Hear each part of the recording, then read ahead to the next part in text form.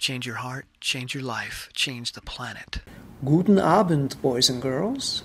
Today we're going to talk about getting into action using your body. Well, you're going to be using your body. I'm not going to be using your body, at least not in this video. So relax, you're safe. What I'm doing right now, this pose that I'm in, I'm leaning on my desk. This is a power pose.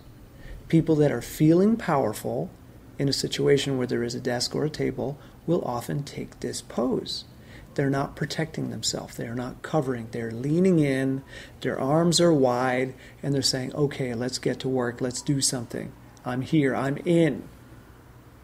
It's a power pose. And what scientists are now learning is that simply getting into certain poses, known as power poses, decreases the amount of circulating cortisol in your bloodstream, which cortisol is a stress hormone, so you can lower your experience of stress by simply getting into a pose like this, and it's been shown to increase levels of testosterone, which, believe it or not, is a good thing, because testosterone gets us to take action. It makes us feel competent. It makes us feel like, okay, I can do this, I can handle this, I can take on this day, I can take on this task. And what we are now learning is that it's not just the brain that affects the body, but it's also the body that affects the brain. We can change the chemicals circulating through our brain by simply manipulating our body. Here's another power pose. This one, I call it the Wonder Woman pose, but some people call it akimbo. I've got my legs spread wide, my hands are on my hips, and my shoulders are back. And this is, again, a state of, I'm in power. I'm not afraid. I'm not blocking myself. I'm not protecting in any way. I am open, and let's do it. Let's get to work. Okay? I'm not going anywhere. I'm not going to budge. My feet are wide and firmly planted. So bring it. What do you got? Another one is the victory pose, which is the yes, head back, arms overhead, like you've just crossed the finish line. You'll often see somebody who has won money gambling or whatever, and they'll be like, yes! Or the kid gets the date in the movie. It's usually guys that do this in the movies, but the guy walks up to the beautiful girl, and he asks for her phone number, and she says, yes, I'll go on a date with you. And he's like,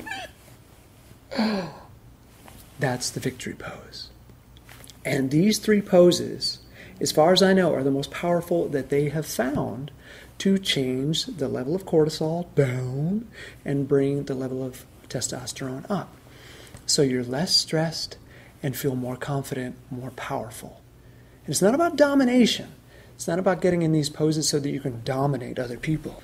I'm going to make you an offer that you can't refuse because I'm more powerful than you, and that's why you can't refuse it. So you just got to do what I say. So I'm going to lean in and just dominate the conversation. It's not about that. It's simply about getting engaged in life. Because when we're stuck, when we are disengaged, what our right brain, that side over there, is telling us is that you can't compete with the world around you. You don't measure up. You are somehow inadequate. And if you try to engage, people are going to recognize this, and then they're going to tear you apart. So by getting into these poses, it's not about faking to the outside world that we're in control or feel powerful. It's not that at all. It's about telling our brain that, okay, my body is saying that there's nothing to fear, because look at the pose that it's in. So I guess maybe there is nothing to fear. If my body's in this position, it must mean that I'm safe, and it must mean that I'm competent. So the next time you feel disengaged and withdrawn, check in with your body. Is your body language about cower, or is it about power? Try that. Let me know in the comments below what you think. Okay, I hope that helps. See ya!